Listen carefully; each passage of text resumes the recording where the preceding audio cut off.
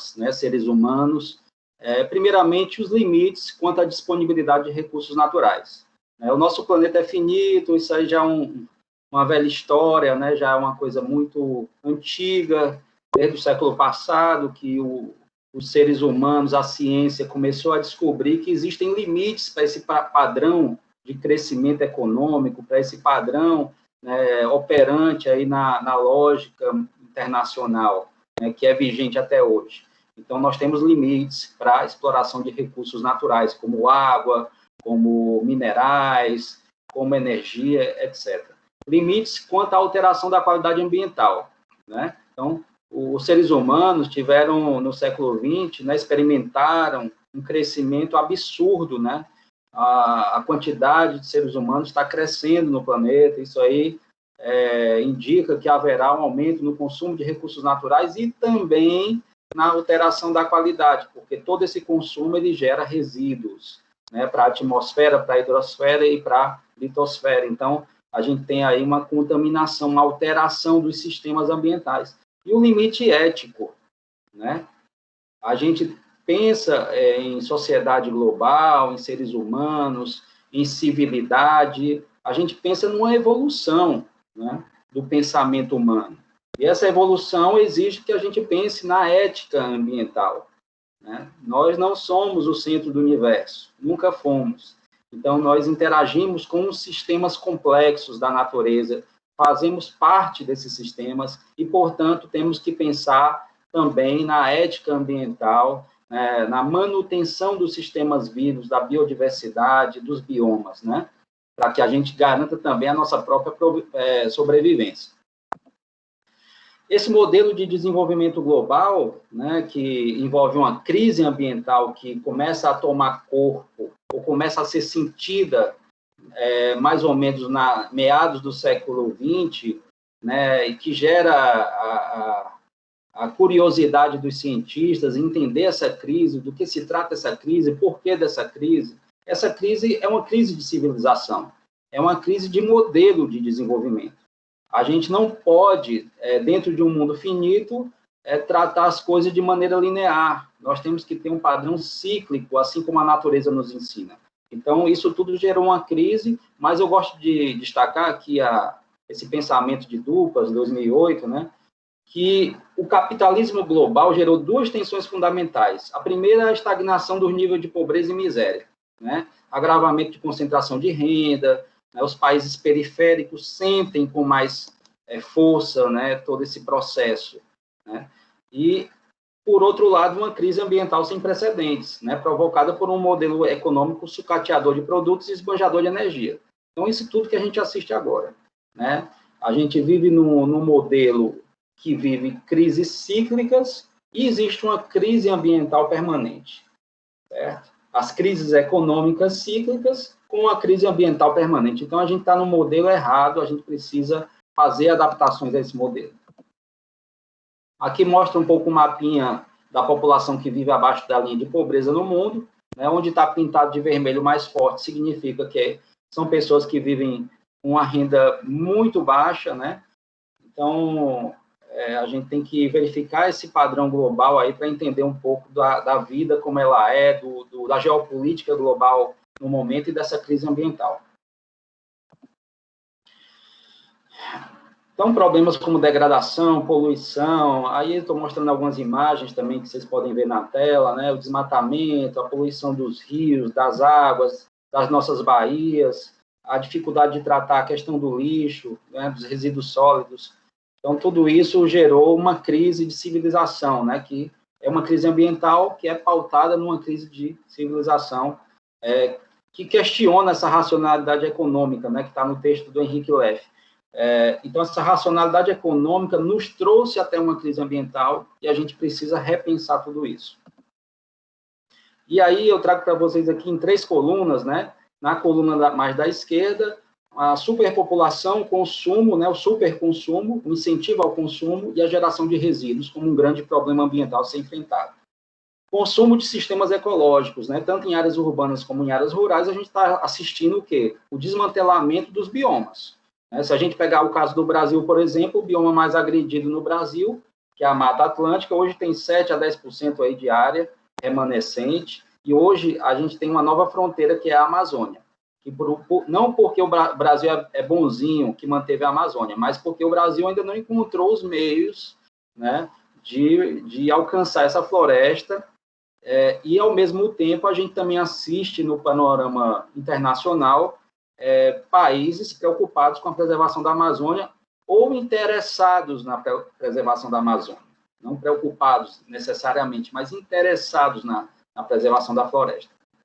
E, por outro lado, as externalidades ambientais, que é tudo aquilo que acontece com a sociedade, né, através ou por meio das empresas que exploram recursos, né? Aí eu estou mostrando duas imagens, né? O problema de Brumadinho, que vocês de Minas Gerais conhecem bem, é uma empresa que explora minérios e tal, e acontece um desastre que afeta centenas de pessoas, né? Pessoas morrem, famílias são desestruturadas e o meio ambiente é completamente alterado.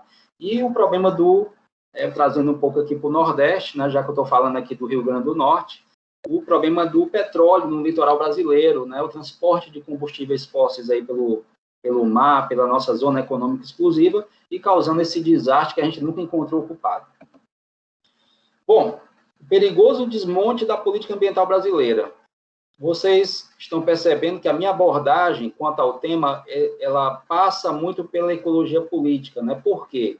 Porque falar de preservação ambiental no Brasil e no mundo é falar de decisões políticas, né? A preservação ambiental é necessária, é demonstrada nos estudos científicos, a ciência demonstra isso há muito tempo, mas a decisão final é política, né? Então, no caso brasileiro, né, que a gente tem aí o século XX marcado por uma forte expansão dos meios de produção, mercado, né, tecnologias, uso de recursos naturais, né, isso aí gera uma crise ambiental, que parte de uma visão utilitarista da natureza, antropocentrista, né, o homem como centro do universo, competição, desigualdade, lucro, acúmulo de capital, produção linear, crescimento econômico. Toda a vida que a gente liga a televisão, o que a gente assiste no jornal? A preocupação com o crescimento econômico. Quanto que o Brasil cresceu, quanto que os Estados Unidos cresceu. Então, todo mundo tem que estar crescendo toda hora, né? E onde que isso vai parar? Será que a gente tem fôlego para aguentar isso mais por quanto tempo? O desenvolvimento sustentável, né, que propõe uma nova ordem, com crescimento econômico, mas com equidade social, com conservação ambiental, toda essa preocupação, esse tripé do desenvolvimento sustentável, né? A Constituição brasileira da década de 80, né, que assume esse tripé da sustentabilidade, que é uma espécie de salvação hoje em dia no Brasil. Essa Constituição, ela é um exemplo, né, de consciência com o meio ambiente, da importância do meio ambiente. Eu me admiro assim com esse texto constitucional, né, que todos têm direito a um ecossistema ecologicamente equilibrado. Isso é uma das salvações que a gente tem hoje, junto com a atuação do Ministério Público Federal e Estadual, né, que abraça essa causa ambiental, que nos ajuda a frear esse processo de degradação que existe em todos os estados brasileiros.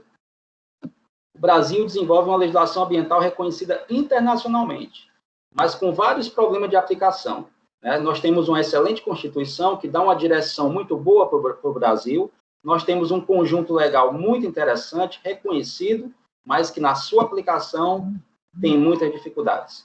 A gente tem uma crise que se inicia com mais intensidade, uma crise econômica que no Brasil se inicia com mais intensidade em 2014 e que expõe uma falsa ideia de que a proteção ambiental é responsável pela depressão econômica. Isso tem sido utilizado por governos antiecológicos, certo? Então, a gente tem que ter muito cuidado com isso. Eu gosto de utilizar esse exemplo aqui dessa classificação para mostrar como é que é o mundo de hoje, né? O mundo de hoje, a população, a sociedade, ela está dividida, né, no pensamento ecológico. E o Dupas, né, Gilberto Dupas, traz essa divisão, né, que eu gosto muito de mostrar, que hoje nós temos um pensamento ecológico pautado pelo menos em 4 classes. Os ecologistas profundos, os ecoeficientes, os ecologistas sociais e os antiecologistas. Eu vou mostrar aqui rapidamente para vocês, e depois que eu mostrar, cada um pode parar e pensar em qual das classes que você se encontra, né? A ecologia profunda é aquela coisa atrelada ao pensamento indígena, ao culto à natureza, à ética da terra, ao respeito aos elementos da natureza, tem natureza biocêntrica, né? Não acata propriamente o crescimento econômico, a perda da biodiversidade representa uma preocupação, existe uma relação com os argumentos religiosos, com o sagrado e tudo mais. Então, essa é a ecologia profunda. Eu diria que a ecologia profunda é o que há de mais radical no pensamento ecológico.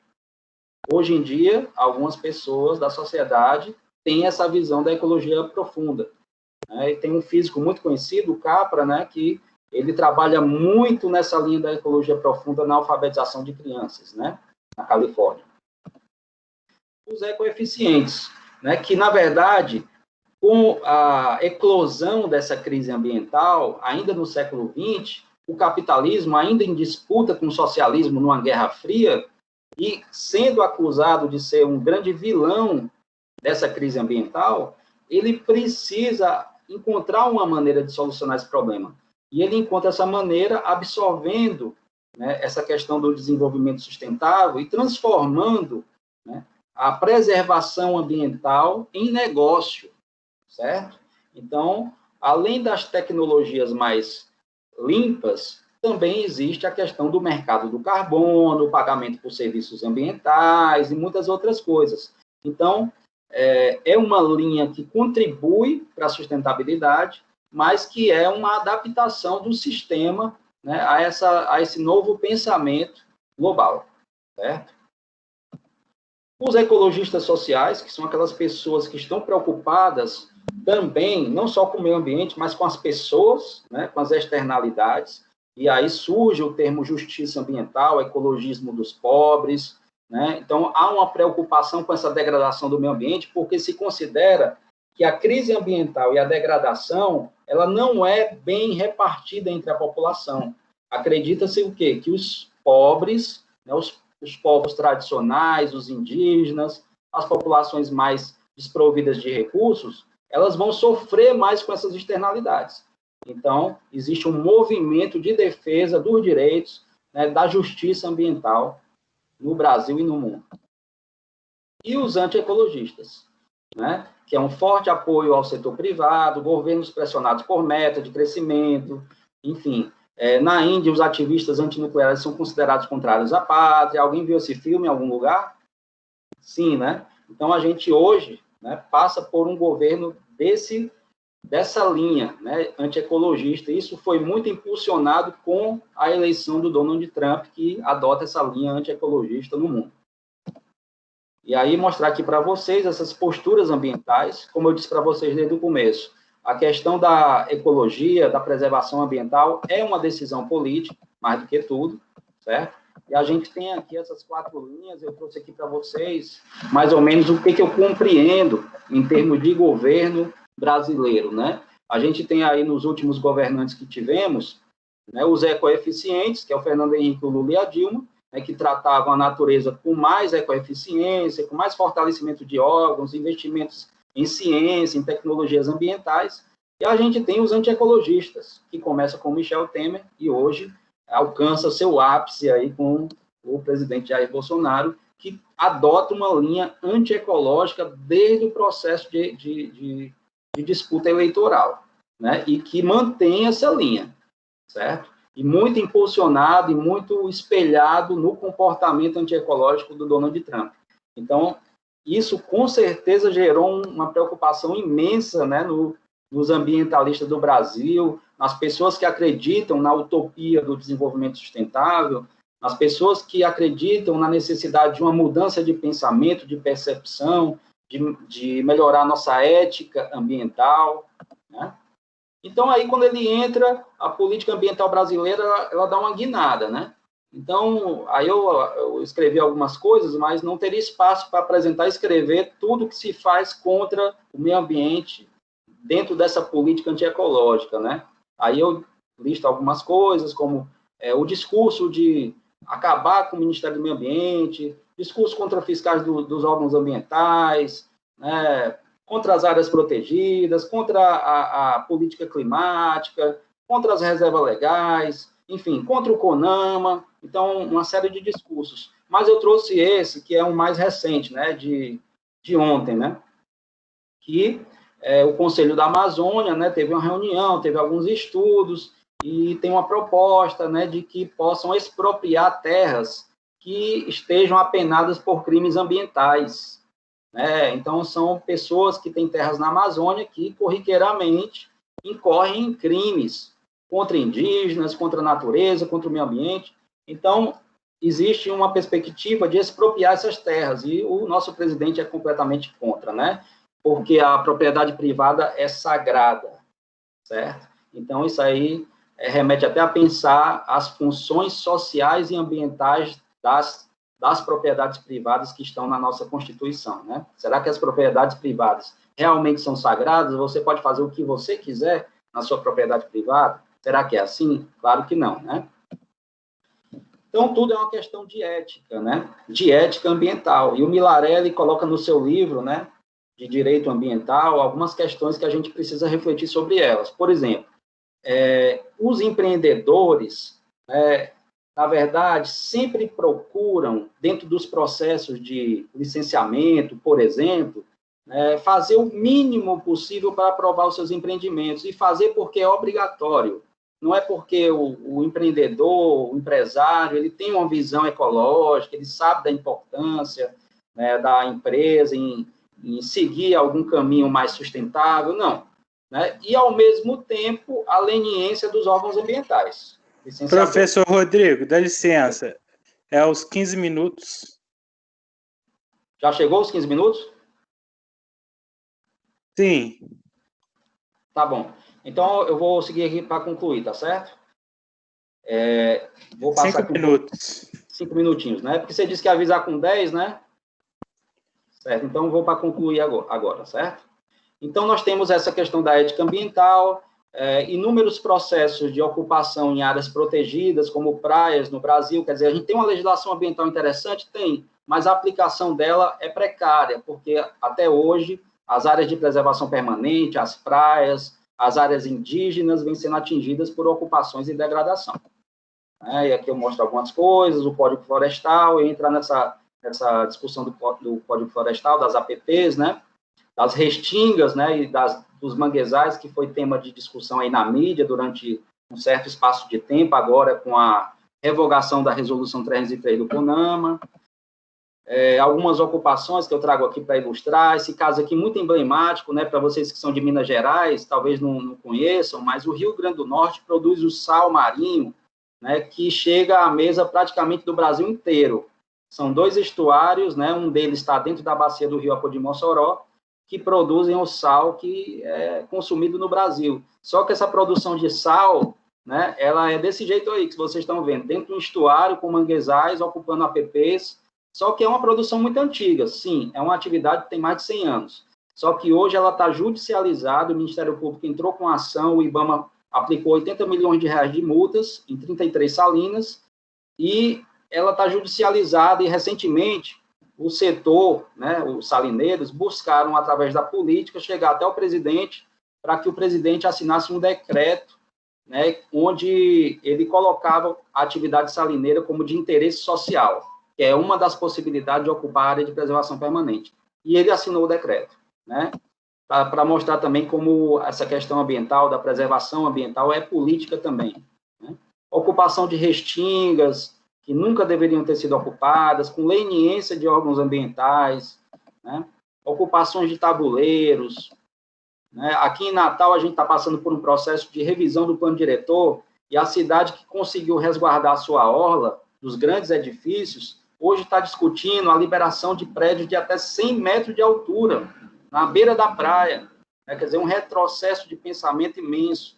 E o prefeito de Natal coloca que isso é desenvolvimento, né? A construção de prédios imensos, sombreando praias, né? Afetando a paisagem, né? Quer dizer, devassando a paisagem da praia, do Morro do Careca, das feições geomorfológicas da zona costeira. Né? E eu já estou seguindo para o final. Bom, a nova fronteira da preservação ambiental. Aí eu coloco algumas questões aí, né? São discutidas aí no governo, as falas, né? Então, todas as falas que a gente tem hoje do governo federal são no sentido de reduzir a preservação ambiental, né? E adotando o discurso de que, se a gente protege demais, a gente impede o crescimento econômico. Esse discurso não é real, certo? Muito menos no Brasil, que tem um território imenso, com grandes áreas preservadas ainda. E aí, essa questão aí do nosso ministro, né, que foi repercutida no mundo inteiro, essa questão de passar a boiada, destruir tudo, aproveitar a pandemia, e um pequeno alívio que a gente tem nesses últimos dias, né? Eu digo um pequeno alívio porque não há ilusão, né? Nós temos políticos, né, que são completamente atrelados a uma perspectiva neoliberal de desenvolvimento, certo? De crescimento econômico. Porém, tem aqueles mais radicais, os antiecológicos, e tem aqueles mais, né, tranquilos, que adotam uma postura mais ecológica, né? E a gente tem essa possibilidade agora de mudança do cenário, até mesmo brasileiro, né, que é altamente influenciado pelos Estados Unidos, com a eleição do Joe Biden, né, nos Estados Unidos aí para os próximos 4 anos. Isso é pouco tempo, mas a gente fica aberto aí para o debate. E, mais uma vez, agradeço essa possibilidade de estar com vocês hoje. E, nesse momento, eu estou paralisando meu compartilhamento de tela, viu? Muito obrigado, boa noite a todos. Muito obrigado, professor Rodrigo, pela sua apresentação. Excelentes colocações. Muito obrigado mesmo, eu agradeço. E agradeço em nome do campus IFMG Piuí, e agradeço também em nome da comissão, em nome do professor Pedro Peixe, que é o presidente da nossa comissão. E agora eu passo a palavra ao professor Valdir para fazer a sua apresentação. O senhor terá 15 minutos para apresentar e depois mais 5 para concluir. A hora que der os 15 minutos, eu aviso. Tá ótimo. Josué, você está me ouvindo? Sim, estou ouvindo claramente. Tá, eu acho que eu não vou ativar a câmera. Quer dizer, vamos fazer um teste. Eu vou ativar a câmera. Caso comece a ficar muito cortado, eu tiro a câmera. Tá bom? Por enquanto a imagem está boa. Tá ótimo, então. Então, eu queria dar boa noite, agradecer o convite do Pedro, né? Eu estava fazendo as contas aqui, eu conheço o Pedro há 17 anos, então a gente tem um bocado de coisas juntos, né? Que passamos desde a época de Ouro Preto, onde a gente fez graduação juntos. Falar então que o Rodrigo, né, já começou, já falou muitas coisas, então, que eu poderia falar, né?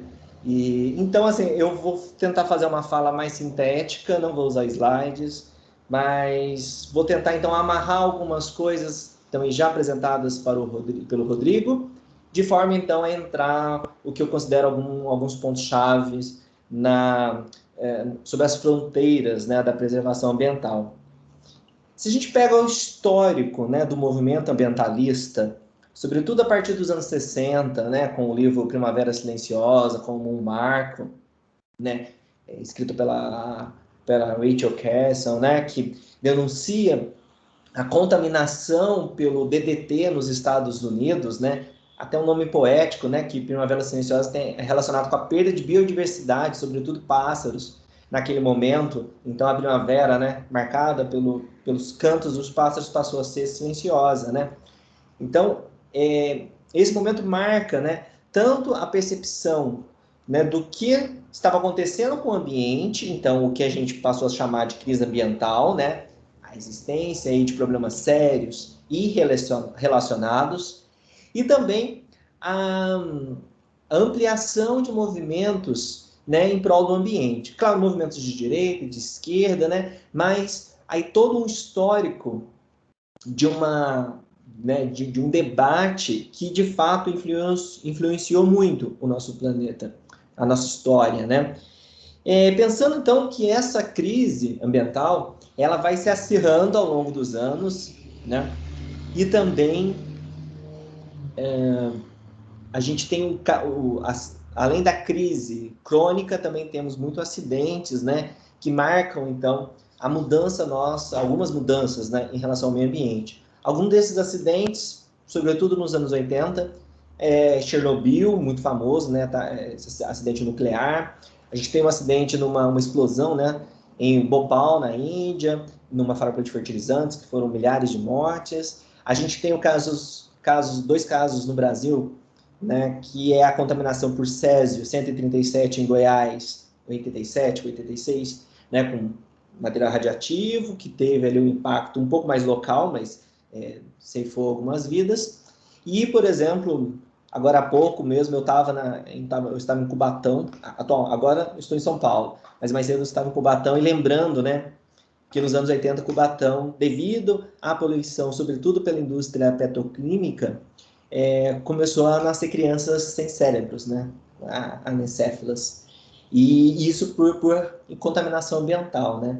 Então, toda essa situação, né, e também uma mudança nacional causada, então, pelo fim da ditadura, né, nos anos 80 ainda.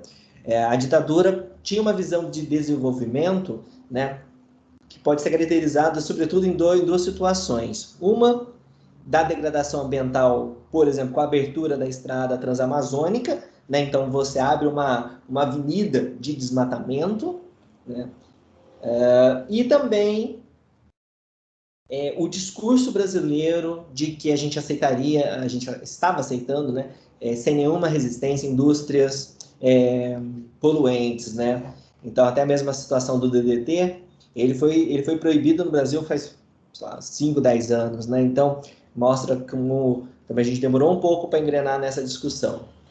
Mas aí, com o fim dos anos 80, a gente tem então, a preparação no Brasil para receber a Rio 92. Então, foi um momento que a questão ambiental passa, então, a fazer parte das nossas vidas, tanto quanto brasileiras, quanto no resto do mundo, amplia a participação. Caso vocês tenham a oportunidade de vir a São Paulo e ir ao Museu do Futebol, no estádio do Pacaembu, ele é muito interessante que tem uma ala dele, que são a ala das Copas. Então, são como se fossem grandes taças, e essas taças têm telas com fotos, ou então com vídeos, mostrando como que era o contexto de cada década. Se você procurar por fotos de acidentes ambientais ou situações relacionadas com o meio ambiente, não vai ter quase nenhuma até o começo dos anos 80. Então, ali você tem uma ruptura, sobretudo, então, no preparativos para a Rio 92, então, que isso começa a aparecer muito, né, no debate da mídia.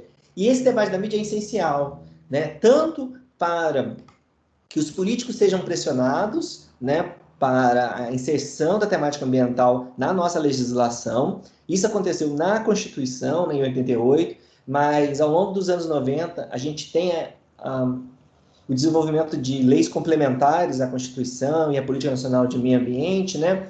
Por exemplo, a Política Nacional de Recursos Sólidos, de 1997, o Sistema Nacional de Unidades de Conservação, de 97, a Política Nacional de Educação Ambiental, de 99, né? Então, são políticas, né, bastante modernas, né, que surgem, então, na esteira dessa mudança de concepção brasileira, né? Já ficou claro que essa mudança não é parte, né, não digo da solução, mas de minimizar os impactos nossos no meio ambiente, mas também, assim, demonstra os nossos desafios de fazer, não só de ter uma legislação moderna, no caso dessas, como também de que essas leis, de fato, sejam implementadas, né? A gente tem problema mais de implementação do que do texto da lei, né? O Código Florestal é um caso à parte, mais recente, eu já comento, né? E é interessante, então, que os anos 90 marca muito, então, o desenvolvimento não o desenvolvimento, né? A popularização do conceito de desenvolvimento sustentável, né? O Rodrigo lembrou da questão dos 3 P's, né? Que são 3 palavras, as iniciais em inglês para planeta, pessoas e lucro, que é profit, né? Então, o P.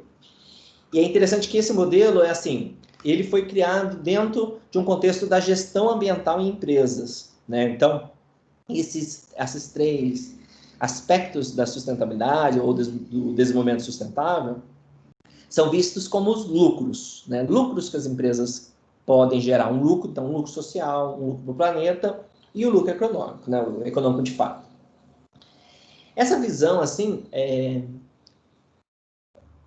em relação à gestão ambiental, à gestão empresarial, enfim, vai ter a ISO da linha 14.000, enfim, outras ISO, né, certificações, por aí vão. É uma visão útil, né? Vai delimitar muito o trabalho do gestor, né? Aqui eu estou vendo várias pessoas são do ensino técnico, mas tem muitos, né? Eu vejo aqui, por exemplo, alunos de engenharia, né? Então a engenharia ela acaba sendo muito influenciada, né, ali no seu trabalho para tentar respeitar essa legislação, essas certificações. Então isso é positivo no sentido então que muda o comportamento das empresas, às vezes não por um interesse genuíno, mas porque quer atender um mercado diferente, um mercado específico, por aí vai, né? Só que eu acho complicado colocar esses 3 P's para a sociedade, né? A nossa sociedade é muito mais complexa e nem sempre a gente vai discutir coisas em cima de um lucro, né? Nem tudo na nossa sociedade tem que dar um lucro econômico, como os 3 P's, né? Você sempre pensa também que vai dar um lucro econômico, né? Então, nesse sentido, há outras proposições, né, sobre como explicar a sustentabilidade, né? E uma delas é feita pelo cientista polonês Ignacy Sachs, né? O Sachs, ele já é bem senhorzinho, ele está com, acho que, 94 anos. Ele é polonês, fez a graduação dele no Brasil, depois foi para a França, fez o doutorado, enfim, é professor da Universidade de Paris, né? Lá coordena o estudo França-Brasil, né? Então, assim, ele é muito ativo também aqui no nosso cenário, né? E o Sachs estava lá em Estocolmo, 72, e continua ativo até hoje. Então, os textos dele sempre são um passadão, assim, de alguém que viu tudo isso e propôs muito dos conceitos que nós usamos, por exemplo, de ecodesenvolvimento, que é o conceito que precedeu de desenvolvimento sustentável, né? Lá por 92, 95, o Sachs vai propor a ideia, então, de dimensões da sustentabilidade, né? Ele, ao longo do tempo, ele foi mudando a sua perspectiva sobre essas dimensões. Elas tem horas que ele fala de 4, 5 ou 8, né?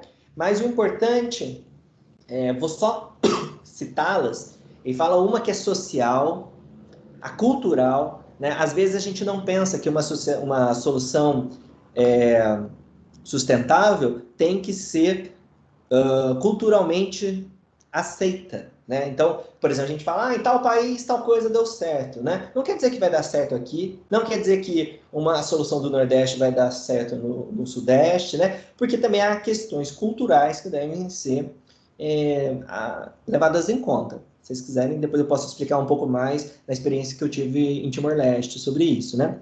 Então, a social, cultural, aí ele traz 2 que são relacionadas com o meio ambiente, que é a ecológica, que tem a ver com os recursos que nós temos, o capital natural. Outra que ele chama de ambiental, então a dimensão ambiental, que é a capacidade de autodepuração do ambiente, ou seja, dele metabolizar a poluição que a gente lança no ambiente, né? Depois vem a espacial, que ele trata dessa dimensão muito na relação entre áreas urbanas e áreas rurais, então o desenvolvimento espacial mesmo, urbanístico, né, das sociedades, enfim. Depois ele vai falar da situação econômica, e essa dimensão econômica ela não fala apenas do desenvolvimento do capitalismo, né, do mercado, mas ele vai falar, por exemplo, que a fome no mundo deve-se muito mais à falta de dinheiro do que produção de alimentos, né? Então essa não é a fome, então não é tanto uma dimensão social, cultural ou ambiental, ela é uma dimensão econômica da sustentabilidade, porque como também o acesso à água, né? Esse acesso ele é determinado muito mais pelo poderio econômico. Se você pensa a relação Israel-Palestina, né, eles estão numa região árida, né, e eu acho que é evidente para vocês que cada um desses países responde de forma muito diferente à falta d'água, né? E essa resposta diferente deve-se, então, a um poder econômico, político, militar, né, no caso de Israel, que permite que ele obtenha esse recurso e, bom, no caso deles, ter água salobra, de dessalinizar e tudo mais, questão que os palestinos não têm, né? Então, a gente tem aí um exemplo da dimensão econômica. Depois ele vai falar ainda de mais 3, que é a dimensão política nacional, que é, sobretudo, defesa da democracia. Depois, a política internacional, que está muito relacionada com a relação entre as nações, né? A visão de que estamos interligados. Então, vai falar, por exemplo, do princípio de precaução, ou seja, né, a avaliação dos impactos que determinada ação pode criar, né, imprimir, né, no planeta. Então, dependendo desse impacto, essa ação não deve ser realizada, né? Isso vale para energia elétrica, materiais radioativos, risco biológico, né? Então, são todos aspectos relacionados ao princípio de precaução, que é um dos aspectos aí da dimensão da política nacional. Bom, eu falei que faltava mais uma, mas é que eu estava errando a conta, né? Então, essa visão traz uma ampliação da complexidade do que é sustentabilidade, né? Se vocês tiverem algum produto perto de vocês, por exemplo, uma garrafa d'água, ela pode falar que aquilo é sustentável porque o PET ali é reciclado, qualquer coisa do tipo. Mas ao trazermos as dimensões da sustentabilidade como propostas pelo Sachs, a gente vai começar a se questionar. Será que a empresa que produz essa garrafa d'água, ela faz uma extração de água sustentável, né, que não vai além do que o ambiente consegue recompor a fonte d'água? Ela remunera de forma equitativa mulheres e homens, ou brancos e negros, né? Qual que é a relação dela com a população do entorno, né? E a partir de uma análise dessa, a gente pode concluir, por exemplo, como a presença da Nestlé na cidade de São Lourenço, no sul de Minas, não é sustentável. Se você pega a água Pure Life, que há uma propaganda que é sustentável, né, por causa de como é feita a extração, enfim, alguns cuidados ali, e qual é o PET, na verdade, esconde toda uma disputa, né, com a população local por causa do excesso de água que é retirado, que está fazendo secar as fontes do Parque das Águas, enfim. Então, e não há diálogo, né? E, lógico, o governo do Estado, mesmo não só o atual do novo, né, como o Pimentel, anteriormente, endossaram, não só esse problema já tem uns 15, 20 anos, então, mesmo quando a Aécio, enfim, outros governadores defenderam a Nestlé, né, isso até mesmo foi alvo de protestos na Suíça, né, mas isso é só para dar um exemplo, né, de como que é muito complexo falar o que é sustentável, né? Então, não é simplesmente a produção mais limpa ou a ecoeficiência, né? A gente vai além disso, a gente vai olhar também características aí sociais, econômicas, culturais, né? Isso demonstra, então, que essas novas fronteiras da preservação, né, ambiental passam, então, pela percepção de que a gente está lidando com um fenômeno... Professor Valdir, sim, licença. 15 minutos. Beleza. Então, a perspectiva, então, de que nós não estamos falando apenas de uma crise ambiental, a gente está falando de uma crise civilizatória, né, que decorre, sobretudo, então, do nosso modelo de sociedade, né, sobretudo capitalista, né.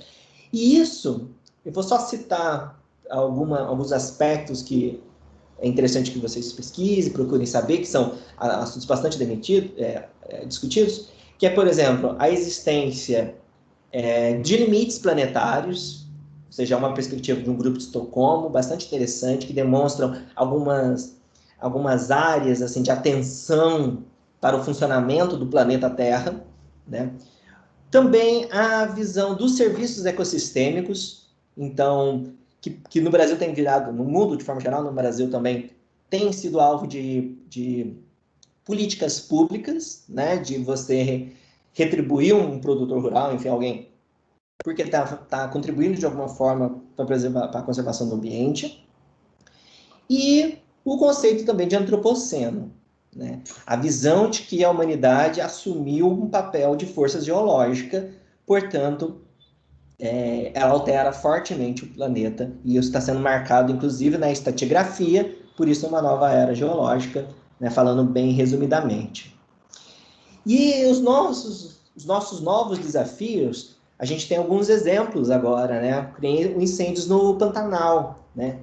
O incêndio no Pantanal, ele é um coquetel, né, Molotov, né, que foi construído pela política ambiental atual, né, de desmobilização, né, das políticas ambientais, né, falta de fiscalização, o estímulo ao desmatamento, o estímulo ao uso do fogo, quase uma certeza de que não se vai pagar uma multa ambiental, né?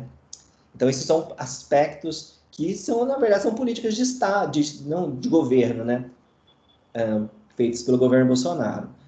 E também ligado a isso, a situação da degradação ambiental, né, no Brasil como um todo, inclusive na região amazônica, que compromete, então, um serviço ambiental que são chamados rios voadores, que é as massas de ar que se formam na região norte e com os rios vão, né, se deslocam em direção ao Pantanal e depois chegando até mesmo ao interior de São Paulo, né, regiões, né, como o Portal do Paranapanema, altamente produtivas, né? Então, essa relação subcontinental, né, está sendo, então, alterada devido à degradação ambiental. Então, a gente percebe que essas novas fronteiras estão basicamente relacionadas a três aspectos, né? Um, que é a necessidade da gente se educar ambientalmente, e essa educação ambiental vai além de comportamentos, né, das pessoas. Também passa o segundo ponto para a participação política, né? É engraçado que às vezes a gente pensa, uma discussão no Senado, né? O que isso vai mudar a minha vida, né? Olha, às vezes é mais interessante você participar de um debate daquele no Senado, né? Ou fazer pressão nas mídias sociais para o seu político votar conforme, né, o seu interesse, do que, não sei, fechar a torneira, né? Andar menos, tomar um banho mais rápido, né? Que apesar de serem ações pequenas, importantes, sem elas a gente também não vai conseguir ter um mundo mais sustentável, mas elas são o início. A gente precisa dar passos além, que é imprimir, por exemplo, nas políticas, nas relações de mercado, né, a defesa do meio ambiente. Porque também não é uma defesa romântica mais, né? É uma questão mesmo de sobrevivência, tá? E por fim, então, queria falar, né, por exemplo, do papel importante também da ciência, né? Esse evento aqui está dentro da estrutura, né, do Instituto Federal, né? Uma das instituições que tem sofrido com os cortes de verbas, né? A ciência também, de forma geral, no Brasil está muito com problemas, né, por causa do financiamento, pressões políticas, isso também no mundo inteiro, né? A eleição do Biden dá uma pequena esperança, mas como o Rodrigo já falou, não vai mudar muita coisa, né? Mas pelo menos eu acho que a gente não vai ver tantas escrotices assim, sem nenhuma censura, né? Então, falo que a defesa da ciência também faz parte de uma nova percepção de conservação ambiental. Então, com isso, eu queria encerrar minha fala. Agradeço novamente o convite do Pedro, também aqui a mediação do Josué e as palavras também do Rodrigo, que também contribuiu aqui para a minha fala, e coloco-me agora à disposição para o nosso debate. Obrigado, professor Valdir. pelas suas explanações, contribuíram muito aqui para o nosso debate. Excelentes explanações, muito obrigado. Agora a gente vai abrir para perguntas. Vocês podem colocar a pergunta no chat, ou se quiserem abrir o microfone e preferirem falar, podem estar fazendo também. Então, o Pedro tem uma pergunta, pode iniciar, Pedro. Então, saudações aí a todos e todas, né? Boa noite mais uma vez. Eu queria perguntar para ambos os debatedores qual que é a perspectiva que eles enxergam acerca da ideia de desenvolvimento sustentável, pegando lá do relatório Butler, né, aquela ideia de desenvolvimento sustentável, dentro dos moldes do ultraliberalismo que a gente está lidando, né, eu gostaria, né, de entender, né, na opinião de vocês, se existe realmente uma perspectiva de a gente vislumbrar um desenvolvimento sustentável ou se a gente acaba enxergando isso muito mais como uma utopia dentro do modo de produção vigente. E o segundo, eu gostaria que o Valdir comentasse um pouco da experiência que ele teve em Timor-Leste, né, especialmente com relação ao trabalho naquele país, que é um país tão sofrido, né, e que a gente só vê acaba vendo coisa negativa, o que não é verdade totalmente, né? É isso, obrigado pela oportunidade.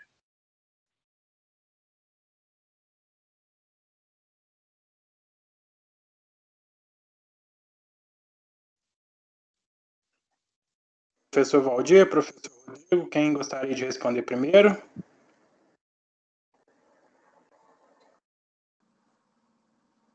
Por mim, posso começar. Pode responder. Bom, eu considero que essa questão do desenvolvimento sustentável, ela é um caminho possível. Nós não podemos perder nossas utopias, né? É muito difícil de alcançar uma sustentabilidade global, é óbvio. Os seres humanos, desde do homem coletor até os primórdios, né, dos seres humanos, nós sempre vivemos em guerras, né? Até as populações tradicionais, os indígenas, né, sempre tiveram guerras na humanidade, guerras por recursos, guerras ideológicas, guerras por imposições religiosas. Eu estive uns anos atrás, 5, 6 anos, em Boa Vista, lá em Roraima, e visitei o Hospital Nacional do Índio, onde recebem pessoas, né, indígenas, acometidos de doenças da floresta, de várias tribos ali da região, Macuxi, os Yanomami, né? Então, tem certas tribos que não podem ficar próximas umas às outras porque elas entram em guerra. Então, a nossa sociedade evoluiu tecnologicamente, as armas, o poderio militar, nós continuamos no mesmo patamar, né, de diálogo global, né? Temos inúmeras guerras frias acontecendo no planeta. E, diante disso, é muito difícil a gente alcançar a sustentabilidade, porque a questão ambiental acaba sendo colocada para segundo, terceiro ou quarto plano, né? Ela depende de uma cooperação internacional, ela depende de um pacto global. Sem um pacto global pela sustentabilidade, incluindo todos os países, incluindo os países opostos, né? Incluindo China, Alemanha, Estados Unidos, as grandes potências militares, todos têm que entrar nesse pacto global. Nós temos grandes pactos aí, internacionalmente falando, pacto climático, alguns países, né, não estão dentro, né? O próprio Donald Trump, o Bolsonaro também é contra, mas temos pactos para o uso dos oceanos. Alguns pactos deram certo. Nós temos que ter uma consciência global de seguir para um pacto pelo desenvolvimento sustentável. Ainda não foi assumido esse pacto. Se vocês observarem, tudo é sempre adiado. Tudo é sempre adiado. Hoje a gente tem a agenda do ODS, né? Os Objetivos do Desenvolvimento Sustentável 2030. Quando chegar em 2030, a gente não alcançou nenhuma das metas e a gente vai adiar por mais 20, 30 anos. Então, a gente tem que assumir esse pacto global. Isso é uma decisão política, é muito difícil, mas precisamos pensar e buscar essas utopias.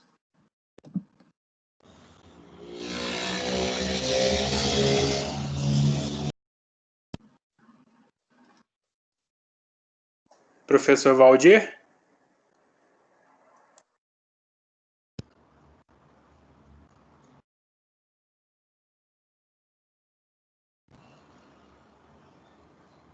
Acho que o meu som voltou agora. Eu estava com problema para ativar o som. Bom, então, essa pergunta que o Pedro fez, né,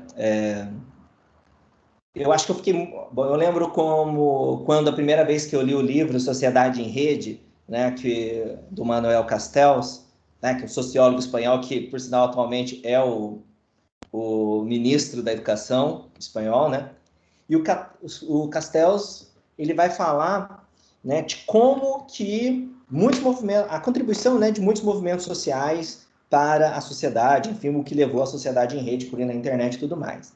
E é interessante, quando ele fala do movimento ambientalista, ele fala que é um dos movimentos que teve a maior produção, né, a produção assim, no sentido de que alterou, né, produziu textos, alterou nossa forma de pensar e também a política, né?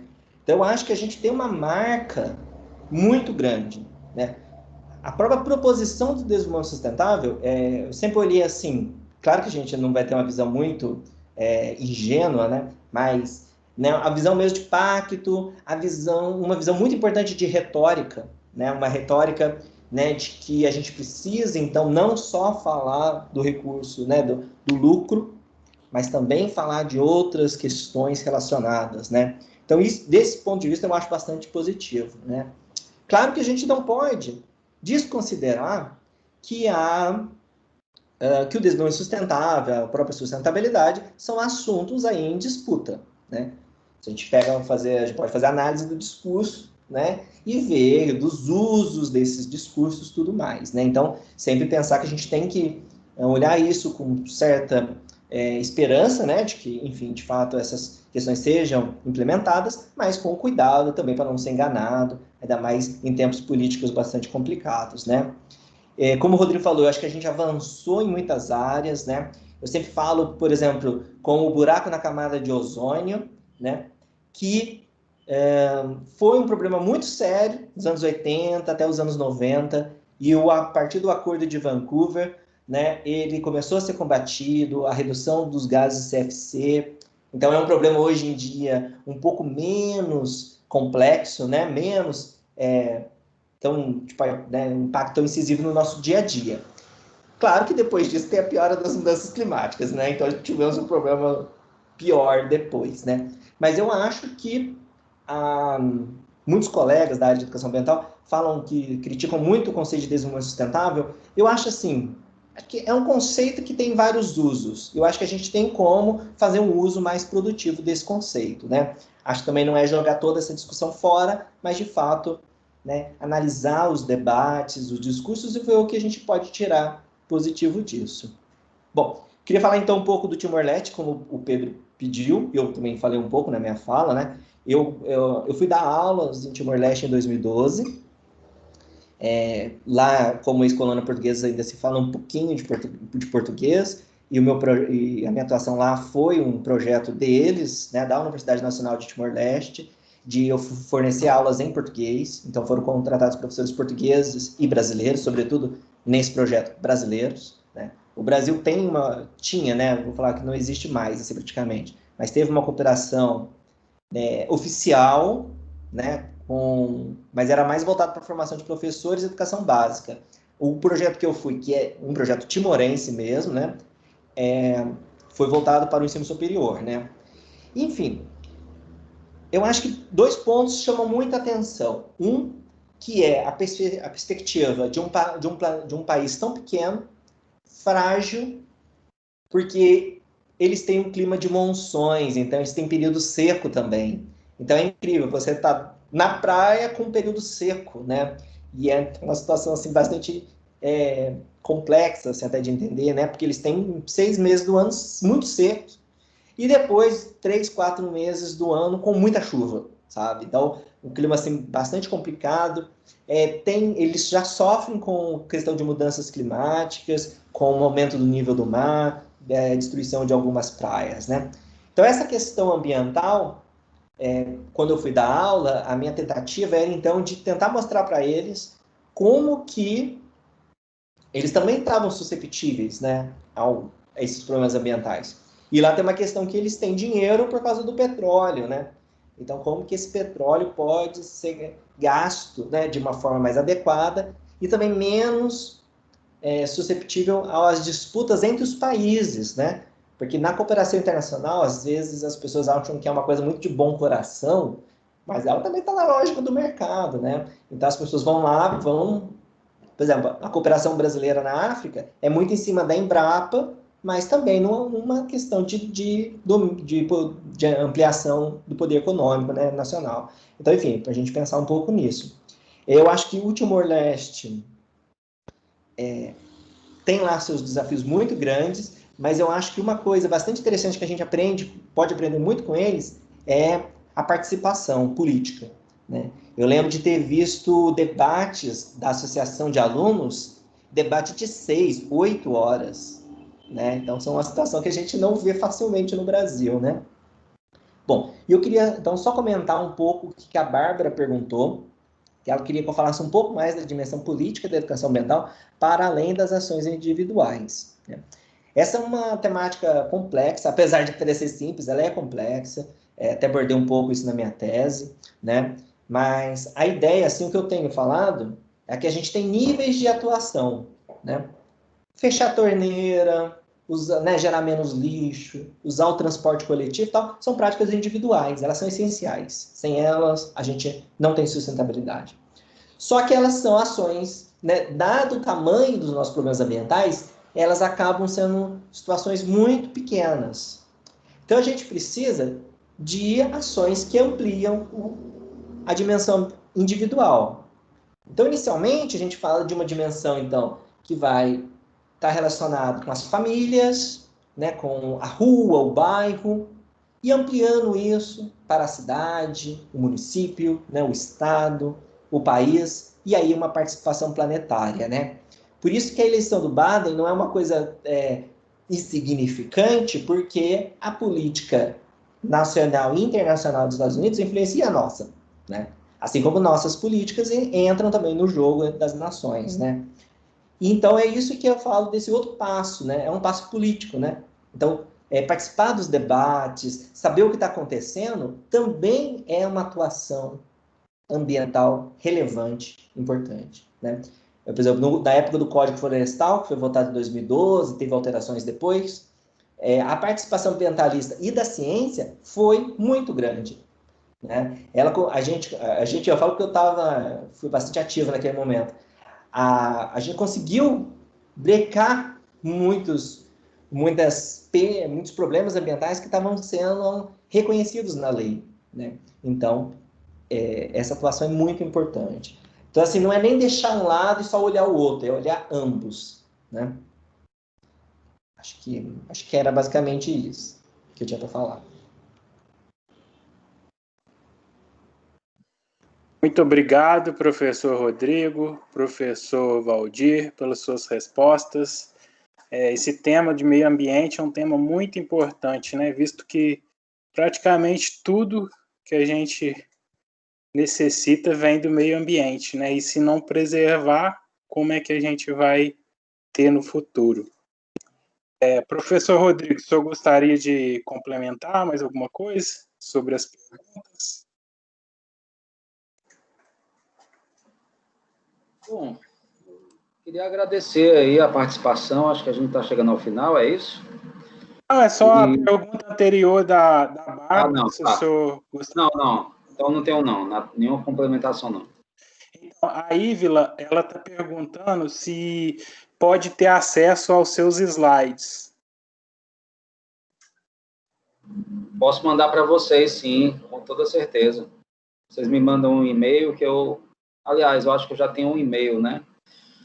Eu posso mandar, sim. Certinho. A Ponciana também está perguntando fazendo uma pergunta para o professor Rodrigo, ela gostaria de saber com o professor Rodrigo se também há problemas de desapropriação de terras no Rio Grande do Norte. Se há desapropriação de terra no Rio Grande do Norte, é isso? Isso. Se há problemas de desapropriação de terra no Rio Grande do Norte. No caso, aqui no Rio Grande do Norte, o problema da desapropriação de terra é com relação a comunidades tradicionais que vêm sendo invadidas, né, eu diria assim, pelo capital especulativo, né? A gente tem pelo menos 2 grandes problemas aqui no litoral do Rio Grande do Norte, com empresas, uma delas já judicialmente declarado que grilou terra no litoral para expulsar populações tradicionais do litoral do Rio Grande do Norte, e a outra agora está num problema judicial também.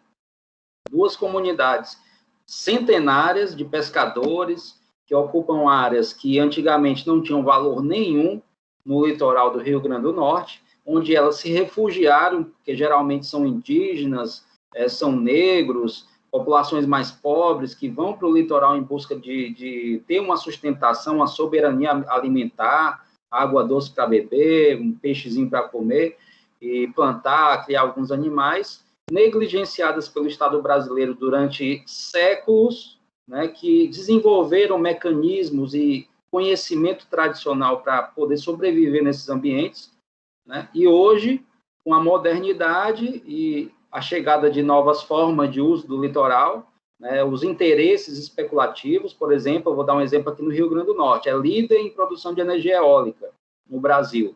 Então, assim, vários projetos de eólica chegando no litoral, e aí as pessoas começam a ter interesse nessas terras, e essas populações que viveram negligenciadas, que se viraram para sobreviver aí de uma maneira eficaz, né, de uma maneira sustentável, explorando os recursos que eram suficientes para a sua alimentação, do seu grupo, hoje vem sendo expulsas do seu território, sofrendo tentativa de expulsão do seu território. Né? Então, a gente vê isso todo dia. É a expropriação que a gente tem aqui no Rio Grande do Norte hoje. Né? Esse tipo de situação de conflito territorial, onde pessoas com grande capital, com grande poder, com grande influência em cartório, em judicial também, começam a tentar expulsar essas pessoas porque têm interesses especulativos em adquirir novas áreas. É mais ou menos isso. É diferente do que acontece nesse exemplo da Amazônia, né? Que o Conselho da Amazônia, ao presidente da República, que as terras da Amazônia, as propriedades da Amazônia, que vêm incorrendo em crimes ambientais contra a floresta, contra o bioma, desrespeitando as leis nacionais, devem ser expropriadas. E o presidente diz, não, a propriedade privada é um bem inalienável, é sagrado, chega a dizer isso.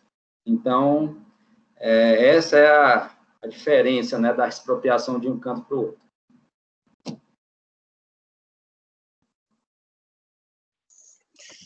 Muito obrigado, professor Rodrigo.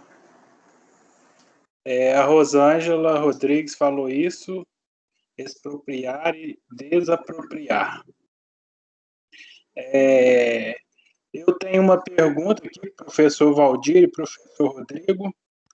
Como o tema da Semana Nacional de Ciência e Tecnologia tem a ver com, traz a inovação tecnológica, né, e a fronteira da ciência brasileira, eu gostaria de perguntar se na preservação ambiental existe algum tipo de inovação tecnológica que possa estar auxiliando, estar ajudando essa preservação ambiental.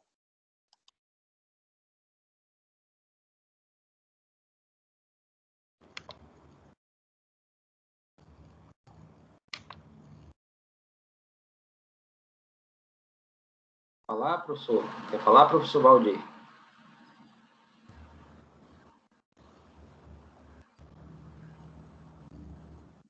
Bom, eu posso falar. Eu acho que ativou aqui o meu som de novo. Sim. Então, eu acho assim, até mesmo é uma discussão assim na área de educação ambiental, de uma relação entre o papel da tecnologia de forma geral no meio ambiente, né? Não só na preservação, mas de forma geral, né? Que é assim, a gente não pode negar a tecnologia, né? Isso não faz sentido, né? É a mesma coisa de hoje em dia eu falar assim, não vou usar mais máquina de lavar, né? Como se isso, né? Não faz sentido, a gente não vai voltar no tempo, né? Enfim, então, avanços tecnológicos super bem quistos, ainda mais agora no momento de pandemia, né? Que a gente espera, sei lá, vacina, tudo mais. Então, a gente olha, então, de fato, com olhos muito positivos para o desenvolvimento tecnológico e tudo mais. O que não pode acontecer é o extremo oposto, que é achar, então, que toda a solução está na tecnologia, né? Então, a gente precisa olhar isso com um pouco, né, de uma análise crítica. Por exemplo, vi que tem alunos de engenharia civil, né? A engenharia civil geralmente tem uma intervenção nas áreas urbanas muito incisiva. Por exemplo, eu tô no bairro do Ipiranga, em São Paulo, né? Então onde dá o grito do Ipiranga e tudo mais. E todos os rios do bairro foram canalizados. Então, todos aqueles problemas, né, de aumento do escoamento superficial que causa enchente, é super didático aqui. Eu estou olhando para o lado e vendo que o rio está cheio, né, porque estava chovendo até agora há pouco, né? Então, o que é uma tecnologia de construção, né, de fazer a canalização do rio, que é positiva até certo ponto, tem essa limitação de que aumenta o escoamento, enfim, tem as suas falhas. Então, nem sempre a melhor situação é canalizar. Então, a gente tem que relacionar isso, por exemplo, com as tecnologias de ampliar permeabilidade e, sempre que possível, não canalizar o rio, né? Então, a gente tem que ir equilibrando essas visões. Então, assim, não é nem a recusa à tecnologia, mas também não achar que a tecnologia resolve tudo, né? De forma geral, a gente tem aí muitas tecnologias que podem apoiar, né? Tanto na área de pesquisa, que nem na própria atuação, né, nas empresas, tal, né, de você ter formas de controle da poluição, né, novos processos produtivos, né, menos poluentes, né, o que é chamado de produção mais limpa, né. Então, temos aí todo um cenário super importante, né. Então, assim, é mesmo conseguir equilibrar as duas posições.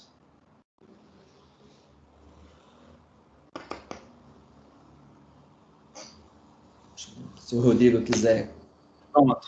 Bom, beleza. Eu sou professor de um programa de pós-graduação aqui na universidade, que a gente tem duas linhas de pesquisa, né? Uma delas é diagnóstico e conservação ambiental, e a outra é tecnologias ambientais. A tecnologia e a inovação são completamente fundamentais, né? Não vamos negar isso de maneira nenhuma. Eu tenho colegas aí da química, da biologia, fazendo estudos, né, sobre tratamento de efluentes, sobre novos produtos a partir de plantas, né, remédios, etc. Então, assim, acredito que a tecnologia realmente é fundamental. Me preocupa muito a tecnologia moderna, né, dessas telas e tudo mais. Eu me preocupo muito com a saúde dos seres humanos, né, dos nossos filhos e tal. Eu faço parte de uma geração, né, que não tinha essas tecnologias de maneira nenhuma e que hoje, né, a gente vivencia, né, no mundo adulto, no mundo do trabalho, todas essas tecnologias. Eu vi nascer essa questão do computador, vi nascer essa questão da internet, e hoje a gente vê nossos filhos e eles já estão chegando no mundo nessa lógica, entendeu? Então, eu me preocupo com essa tecnologia exacerbada na vida das pessoas. Do ponto de vista ambiental, temos muito a contribuir, a ciência tem muito a contribuir para melhorar processos, né? Aqui no Nordeste, para quem não conhece, quem é de Minas, nós vivemos num clima semiárido, com muita dificuldade na gestão hídrica, né? Então, nós temos tecnologias sociais, inovações tecnológicas sociais que são voltadas para pequenos agricultores, são barragens subterrâneas, são tratamento de efluentes produzidos com filtros específicos. Então, a gente tem uma série de políticas, né, de desenvolvimento tecnológico, social. Não são grandes tecnologias, não é lançar foguete, não é produzir software, não. Tecnologias e inovação para aliviar, né, a condição precária em que vivem certos grupos populacionais. Isso também é tecnologia, isso também é inovação. Então, acredito que, sim, a tecnologia e a inovação tem que fazer parte, a ciência tem que estar junto da sociedade nesse processo de resistência, né, a esse modelo que precisa ser revisto em alguns pontos, e não dá para continuar da maneira como está. Isso aí já está mais do que descrito na ciência. Nós não podemos ir em frente muito tempo mais sem sofrer graves consequências, como já estamos sofrendo paulatinamente.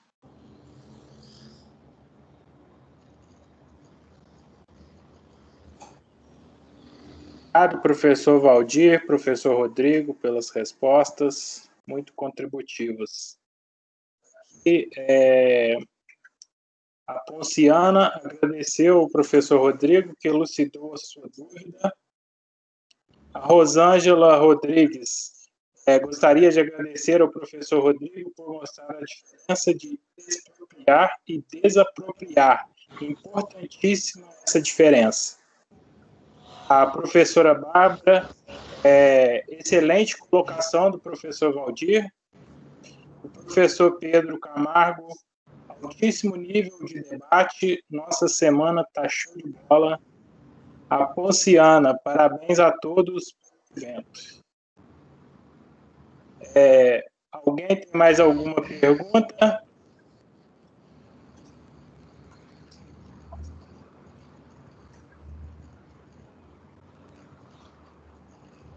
Sem mais perguntas, então eu gostaria de agradecer novamente a participação do professor Rodrigo, do professor Valdir. Foi muito contributivo para o nosso evento. Muito obrigado mesmo. Em nome do IFMG de Piuí, eu agradeço aqui a participação e essa disponibilidade do tempo de vocês aqui para estar participando do nosso evento, estar trazendo seus conhecimentos aqui e ajudando a ampliar e a melhorar aqui os nossos conhecimentos. Agora eu convido o professor Valdir e o professor Rodrigo a fazer as suas considerações finais sobre o tema. Bom, eu vou aproveitar, já que bom, eu queria agradecer, então, novamente o convite, falar para todos os presentes que quiserem depois conversar comigo, às vezes não fico com vergonha de perguntar aqui no bate-papo ou por áudio, né? Mas, então, o professor Pedro tem os meus contatos, então, tenho maior satisfação em poder responder alguma dúvida, sugerir algum estudo, enfim, estou aí à disposição e, então, desejo também um ótimo final de semana para todos, né? E uma boa eleição domingo. Bom, boa noite a todos e todas, agradeço todas as perguntas, mais uma vez agradeço esse convite. Uma das coisas que a pandemia trouxe, que eu considero positiva, é essa possibilidade, né, da gente estar interagindo mais. Tenho feito várias participações, tenho trazido também muitos amigos do Brasil inteiro, essa aproximação regional que é muito importante para o Brasil. Então, obrigado a todos, parabéns por escolher esse tema também, para essa mesa, né? Realmente a questão ambiental, ela não sai de pauta, toda vida que a gente liga a televisão, a gente só vê coisas ambientais, né? Notícias ambientais, isso me deixa muito feliz por ter escolhido essa área para trabalhar, e a todos que estão assistindo, que também estão nessa área ambiental, eu desejo muita serenidade, muita persistência, né? O mundo dá muitas voltas e eu tenho certeza que a gente vai seguir um caminho mais sustentável daqui para frente. E esse é o meu desejo e uma boa noite a todos e todas.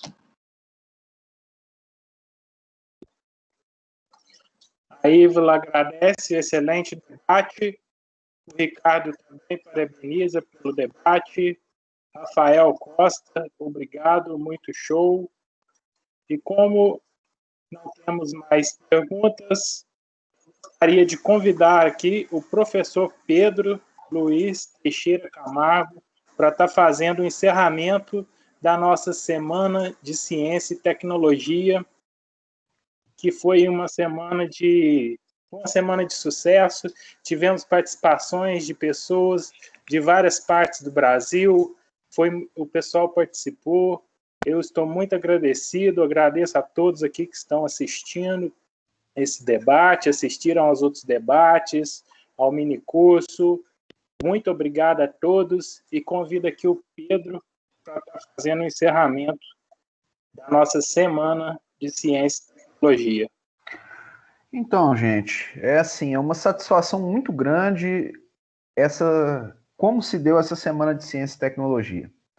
Bom, a gente não imaginava no início do ano que a gente teria essa pandemia, óbvio, ninguém imaginava que a gente teria uma situação como essa. E, de repente, surgiu essa pandemia e tivemos que nos reinventar, fazer uma semana de ciência sem R$1, sem ter condição nenhuma, e a gente pensou, né, o Josué me procurou, falou, não, vamos fazer, vamos procurar o pessoal, vamos ver quem quer. Juntamos eu, o Carlos, Josué e mais o DA e o Grêmio, e fizemos uma semana de ciência e tecnologia, assim, com muito orgulho, que a gente não imaginava que teria tamanho sucesso. Olhando aqui as médias, a gente teve uma média de 100 pessoas em cada uma das mesas, pelo menos, o que é um número estrondoso para o nosso evento. A gente pensou em fazer um evento regional, né, com os nossos alunos e talvez um ou outro da comunidade externa de Pinhuí. Para nossa surpresa, a gente teve gente, que eu tenho anotado aqui de algumas cidades, Diamantina, Ouro Preto, Belo Horizonte, Porto Alegre, São Paulo, Rio de Janeiro, Caruaru, a gente teve gente também de Belém, gente de Imperatriz no Maranhão, então o nosso evento se tornou um evento nacional, né? Então traz a gente refletir, né? Que eu me lembro quando eu entrei no Instituto de Pinhuí, né, no IFMG, que eu comentei que eu queria fazer pesquisa, e alguém me disse, quem disse que tem pesquisa em Pinhuí? E eu digo, tem sim, tem pesquisa e tem pesquisa de ponta. Hoje a gente tem patente registrada em nome do nosso campus. A gente tem vários artigos publicados em congressos, em anais de evento, em periódicos dos mais diversos tipos, né? Inclusive congressos internacionais de referência. A gente tem alunos nossos apresentando trabalho e disputando títulos em feiras, como hoje foi lá em Pernambuco com o Kaique e o João Marcos, que disputaram a Feira Jovem, né? Infelizmente o slide deu pau na hora H de apresentação, mas faz parte. Então, a gente tem tido uma experiência muito grande, inúmeros bolsistas de pesquisa, bolsistas de extensão, projetos de referência, como o projeto dos besouros, os projetos de geoprocessamento. A gente tem agora um edital aberto para estudantes de nível superior para trabalhar como bolsista de extensão no espaço de inovação. O professor Carioca está coordenando para a gente ter um espaço de inovação do nosso campus. Então, assim, a gente vê que o Instituto Federal de Minas Gerais, do campus Pinhuí, faz pesquisa de ponta. A nossa semana de ciência e tecnologia não é só um show, é um sucesso, né? A gente tem sido procurado. Eu parabenizo a todos e todas da comissão organizadora, alunos, técnicos e professor. Eu acho, assim, que a gente conseguiu cumprir muito bem a tarefa. Nós pegamos o limão, que era a pandemia, e fizemos uma limonada. E, quiçá, a gente fica o pensamento de se reinventar e mostrar que é possível fazer ciência, é possível transformar os recursos tecnológicos numa nova forma de enxergar a ciência, numa nova forma de nos aproximarmos apesar da distância, e a gente conseguiu uma riqueza de debates muito grande, um altíssimo nível de debate, um comportamento exemplar, inclusive, dos nossos alunos de nível técnico, de nível superior, mostrando também uma maturidade grande para lidar com eventos desse tipo. Isso só nos dá orgulho e mostra como o nosso Instituto de Pinhuí está aí para fazer história e para ser, quiçá, uma das melhores instituições do nosso país, de ensino técnico. Encerro a semana agradecendo a todos e todas pela presença e elucidando o enorme sucesso que foi o nosso evento. Até ano que vem, com mais uma semana de ciência e tecnologia que consiga suprir e que consiga cumprir o show que foi e a excelente semana que foi desse ano de 2020. Talvez o ano que não queira acabar. Mas até que, enfim, a gente tem uma notícia boa, que foi esse excelente evento. Boa noite para todos e todas, excelente final de semana, muita responsabilidade na votação no domingo. A gente se vê por aí. Tchau, tchau. Boa noite a todos, muito obrigado. Igual o Pedro disse, eu também fiz parte dessa comissão organizadora. Eu fico muito feliz, fico orgulhoso também de ver o resultado que a gente teve dessa semana. Muito obrigado a todos que participaram deste evento, dos outros eventos. Muito obrigado aos palestrantes que trouxeram excelentes explanações, apresentações. Foi muito rica e muito contributiva para o nosso evento e para os nossos estudantes e também para as pessoas externas ao IFMG que participaram aqui conosco. Muito obrigado, estou muito agradecido, fico muito feliz. Boa noite a todos, fiquem em paz.